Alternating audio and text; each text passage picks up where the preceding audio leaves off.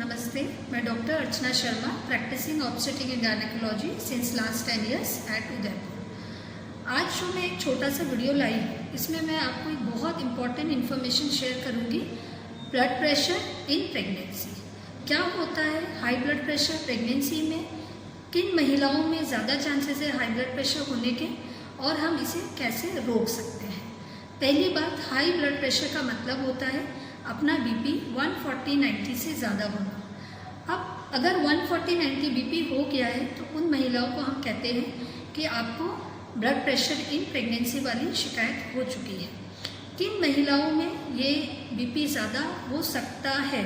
हम पहले से ही जब हमारे पास कोई पेशेंट आती है, गर्भवती महिलाएं, हम कुछ क्वेश्चंस करके या उसकी फैमिली हिस्ट्री जान के एक अंदाज़ा लगा लेते हैं कि इस प्रेगनेंसी में इसे हाई बीपी हो सकता है।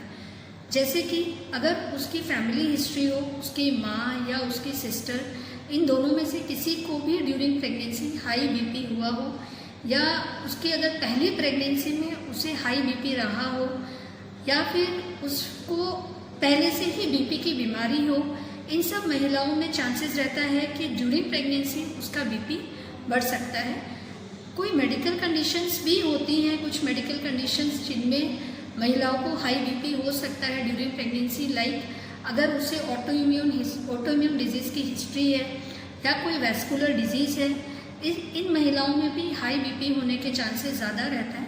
हमने ये भी देखा है कि जो पहली बार गर्भवती होती हैं, जिसे हम प्राइमरी ग्रेविडा कहते हैं, अगर पहली बार गर्भवती महिलाओं की उम्र ज़्यादा कम हो, जैसे कि सिर्फ वो टीनेज हो, लाइक 18 ईयर्स 19 ईयर्स, इस एज की महिलाओं हो, या फिर उनकी एज ज़्यादा हो, लाइक एल्डरली प्राइमरी ग्रेविडा हो, जैसे कि अगर उनकी एज 35 से ज़्यादा हो, इन दोनों कंडीशंस में भी हम प्रेडिक्ट करते हैं कि इन महिलाओं का ड्यूरिंग प्रेगनेंसी बीपी हाई हो सकता है।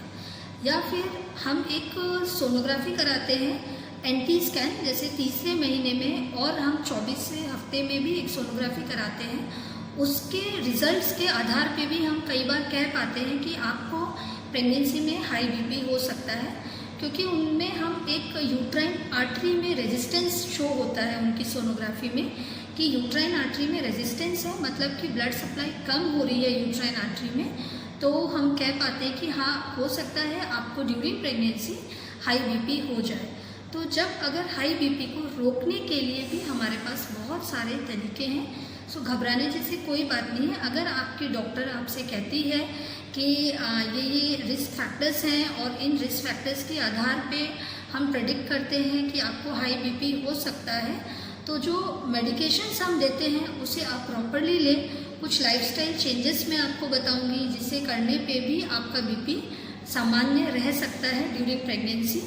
लाइक जो सबसे हमारी इम्पॉर्टेंट मेडिसिन है वो है एस्पिरिन, एंटी थ्रोम्बोटिक एजेंट होता है एस्पिरिन, और इसको लेने से बहुत ही लो डोज में, लाइक अराउंड 75 मिलीग्राम की डोज से हम स्टार्ट करते हैं, और ये प्रेगनेंसी के स्टार्टिंग के महीने से ही हम शुरू कर देते हैं जिन महिलाओं में हमें लगता है कि इनमें आगे जाके हाई ब्लड प्रेशर की शिकायत हो सकती है, तो हम उन्हें एस्पिरिन देते हैं। और जो महिला अगर हमें हिस्ट्री देती है ऑटोइम्यून डिसऑर्डर्स की, या फिर उनके कुछ ब्लड इन्वेस्टिगेशंस ऐसे आते हैं जिससे हम प्रेडिक्ट करते हैं कि इन्हें हाई बीपी हो सकता है, उनमें हम लो मॉलिक्यूलर वेट हेपेरिन भी स्टार्ट करते हैं। ये एक इंजेक्शन के फॉर्म में आता है, और ये हम इंजेक्शंस लगवाते हैं ताकि कि जो पेशेंट है उसे बीपी ना हो। तीसरी जो हम महत्वपूर्ण चीज़ उन्हें बताते हैं वो है high dose of calcium.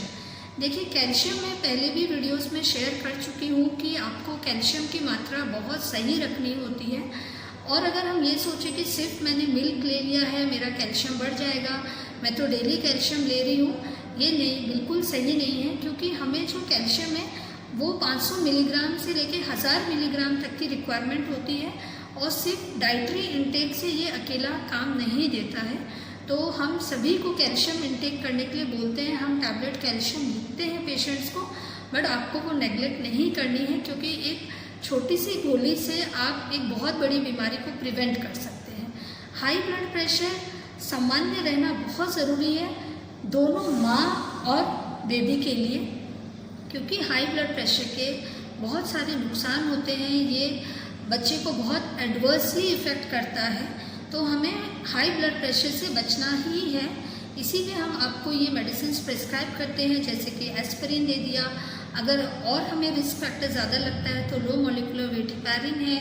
Calcium जो हम डेली रूटीन में हर महिलाओं को देते हैं और जिनमें हमें लगता है कि इसका बीपी बढ़ सकता है, उनको हम स्पेशली बोलते हैं कि आपको ये कैल्शियम टैबलेट लेनी है। हाई डोज में हम उन्हें ये कैल्शियम टैबलेट देते हैं। और चौथी चीज़ जो आप ठीक कर सकते हो वो अपनी लाइफस्टाइल का बहुत रोल है ड्यूरिंग प्रेगनेंसी या फिर अपनी डे टू डे लाइफ में भी। मैं कहूँगी कि लाइफस्टाइल आपकी बहुत अच्छी होनी चाहिए। लाइफस्टाइल से मेरा मतलब है सही टाइम पे सोना, अच्छी अमाउंट की नींद लेना, अपने आप को हाइड्रेट रखना, बहुत अच्छे अमाउंट में पानी पीना या लिक्विड डाइट्स लेना। और तीसरी चीज़ कि जो अपने जो इंडियन डाइट्स में बहुत ज़्यादा हम स्पाइसी फूड या फ्राइड फूड्स भी आर फॉन्ड ऑफ फूड्स, तो मैं ये नहीं कहती कि आप खाने में बिल्कुल सबको छोड़ दीजिए, बट ड्यूरिंग प्रेगनेंसी हम थोड़ा सा परहेज कर सकते हैं। लाइक कि जो रेडी टू ईट वाली जो मील होती है, कि जो रेडी टू ईट फूड्स आते हैं उनमें हाई प्रिजर्वेटिव्स रहते हैं एंड हाई प्रिजर्वेटिव्स की वजह से भी हाई बीपी हो सकता है, तो उन्हें अवॉइड करना है। अपने जो डेली रूटीन में अचार वगैरह है वो भी थोड़ा कम मात्रा में लेनी है। और स्पेशली आप जो ये अपन पापड़ हुए, चिप्स हुए, इन सब चीज़ों को भी अवॉइड करना है। फ्राइड फूड्स स्पेशली आपको अवॉइड करने हैं। और जो आपको खाना है सही अमाउंट में आपको प्रोटीन लेना है। हाई प्रोटीन्स के लिए मैंने पहले भी बताया है कि आप अपनी फूड में स्प्राउट्स को ऐड कीजिए, स्प्राउट्स को अच्छे से कुक करके खाइए। और आप पनीर खाइए, आप पनीर की सैंडविचेस बना सकते हैं, पनीर पराठा बना सकते हैं। हाई अमाउंट ऑफ प्रोटीन लेने से भी आपका बीपी नॉर्मल रहेगा एंड हम बहुत बड़ी कॉम्प्लिकेशन से बच जाएंगे। सो ये छोटी सी मैंने जो महत्वपूर्ण आपको इन्फॉर्मेशन दी है, इसे फॉलो कीजिए।